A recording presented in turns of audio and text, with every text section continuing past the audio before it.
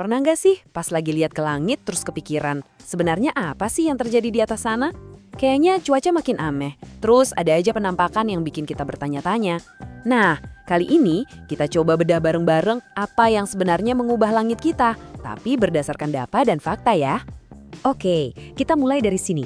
Garis-garis putih panjang yang ditinggalin pesawat. Pasti sering lihat kan? Kayak ngebelah langit biru gitu.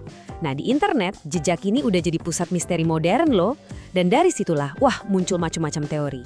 Nah, ini kan pertanyaan utamanya ya. Apa ini cuma uap air biasa aja kayak awan pada umumnya? Atau jangan-jangan ada sesuatu yang sengaja dilakuin, tepat di atas kepala kita? Jawabannya mungkin nggak seperti yang kita duga. Oke, pertama-tama kita bahas dulu petunjuk yang paling kelihatan jelas, yaitu garis-garis di langit. Jadi gini, menurut sains, fenomena ini namanya contrails. Gampangnya tuh, ini mirip kayak napas kita pas cuaca lagi dingin banget. Kelihatan kan uapnya? Nah, ini juga sama. Udara panas dari mesin jet ketemu sama udara super dingin di atmosfer atas dan uap airnya langsung beku jadi kristal es. Jadilah awan buatan yang bentuknya garis itu. Dan ternyata ini bukan cuma obrolan di internet loh. Lembaga resmi kayak EPA atau Badan Perlindungan Lingkungan di Amerika Serikat aja sampai turun tangan. Mereka mengakui kalau banyak banget orang yang khawatir dan punya pertanyaan soal ini. Dan mereka merasa perlu kasih jawaban yang jujur. EPA bahkan secara spesifik ngebahas teori chemtrails.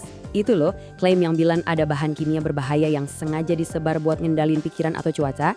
Jadi mereka nggak menghindar sama sekali. Justru mereka hadapi langsung, kasih penjelasan ilmiahnya. Oke, dari jejak pesawat, kita pindah ke tersangka berikutnya dalam investigasi kita. Fasilitas HARP di Alaska, yang kelihatannya super misterius. Coba deh lihat ini. Wih, antenanya banyak banget ya. Ya, pantas aja sih kalau fasilitas HARP ini bikin imajinasi orang kemana-mana dan bikin curiga juga. Tapi sebenarnya mereka ngapain sih di sana? Kelihatannya emang kayak senjata super canggih ya. Tapi kalau kita baca FAQ resminya, ceritanya beda banget. HARP itu pada dasarnya laboratorium raksasa buat neliti ionosfer, lapisan atmosfer kita yang paling atas. Mereka pakai gelombang radio buat menyenggol sedikit bagian ionosfer, terus dilihat reaksinya gimana. Mirip kayak bikin getaran kecil di lab buat belajar soal gempa bumi. Nah, ini nih yang bikin kita sampai ke pertanyaan paling besar soal HARP.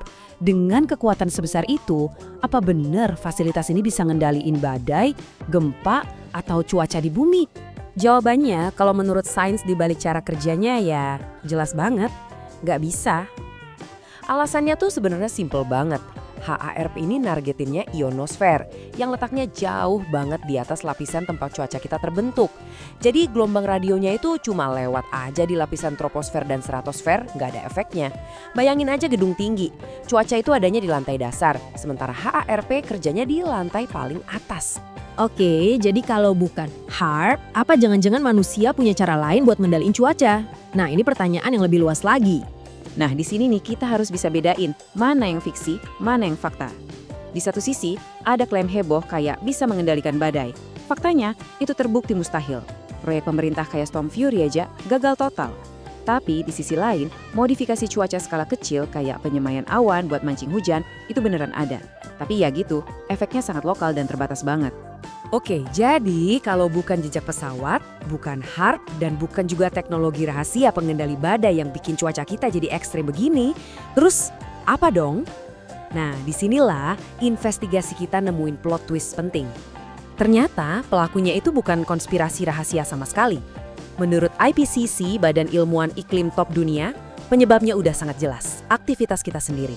Terutama lewat emisi gas rumah kaca, yang secara tegas disebut sebagai penyebab pemanasan global. Nah, angka ini buktinya, dunia kita tuh udah lebih panas 1,1 derajat Celcius. Kedengarannya mungkin dikit ya, tapi buat sistem iklim global kita yang rapuh, ini tuh perubahan yang gede dan cepet banget. Dan akibatnya masif. Coba deh kita lihat datanya. Konsentrasi gas rumah kaca di atmosfer kita sekarang tuh lebih tinggi dari kapanpun dalam sejarah peradaban manusia. Karbon dioksida contohnya sekarang ada di level tertinggi dalam setidaknya 2 juta tahun. Ini bukan lagi siklus alami ya, ini perubahan drastis di komposisi kimia atmosfer kita. Jadi, setelah kita lihat semua buktinya, kesimpulannya apa? Dan kenapa sih penting banget buat kita bisa bedain mana teori konspirasi dan mana sains yang beneran udah terbukti? Dan pada akhirnya, ya ini intinya. Waktu, perhatian, dan energi kita habis buat ngejar-ngejar teori konspirasi yang nggak ada buktinya. Masalah yang sesungguhnya, yang datanya jelas banget, yaitu perubahan iklim karena ulah manusia, malah jadi makin parah. Ini soal milih, mau fokus kemana? Ke pengalihan isu atau ke krisis yang nyata di depan mata? Jadi, mari kita tutup dengan pemikiran ini. Perubahan yang kita lihat di langit kita itu ternyata bukan hasil dari konspirasi tersembunyi. Ini adalah hasil dari tindakan kita yang sudah didokumentasikan secara terbuka selama puluhan tahun. Pertanyaan sebenarnya sekarang bukan lagi apa yang terjadi, tapi setelah tahu kebenarannya, kita mau berbuat apa?